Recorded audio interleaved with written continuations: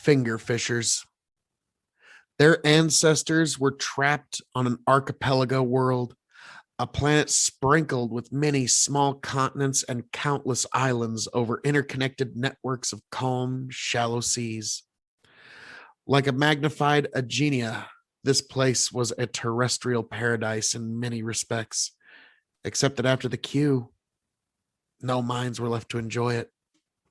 On this vacant biosphere, evolution was quick to begin her blind, unpredictable dance. Once feral, the descendants of degenerate humans adapted themselves to every available niche.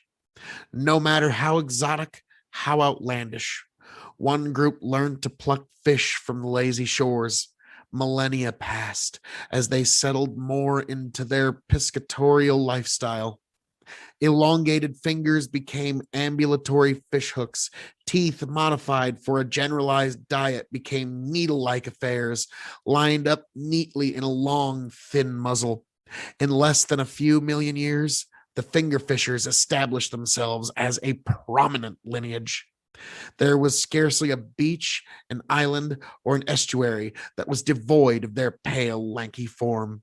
As prolific as they were, the fishers were still no better than animals. Their humanity would come only after another spasm of outlandish adaptation. Sail people, descendants of the finger fishers.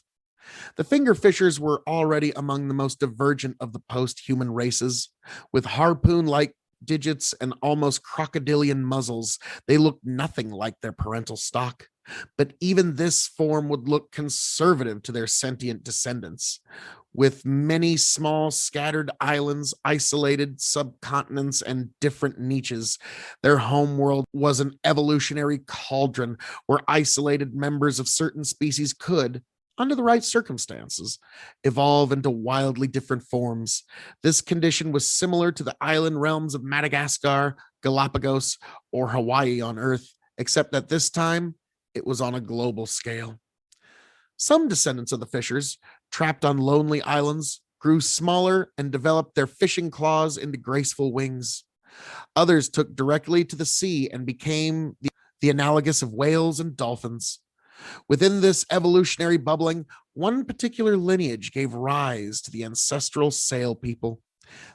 They too elongated their fingers into wings, but these were not used for flight. Instead, they became sails that drove them effortlessly across the ocean.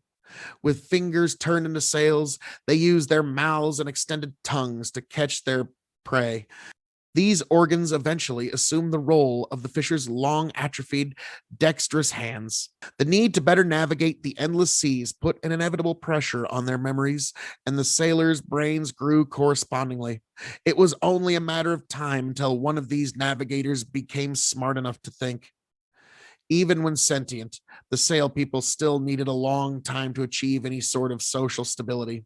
Their scattered world made for a tremendous diversity of cultures, which competed and fought just as resiliently across generations.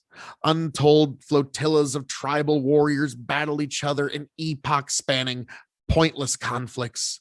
Nomadic warriors and pirate societies inevitably came into being, prolonging the uncontrollable cycle of violence. Only when a certain warrior tribe developed warfare on an industrial scale and the state society needed to support it, and then only when this notion of modernity gave rise to the idea of peace did the sail people finally manage to unify. Generations of blood had stained the ocean for far too long.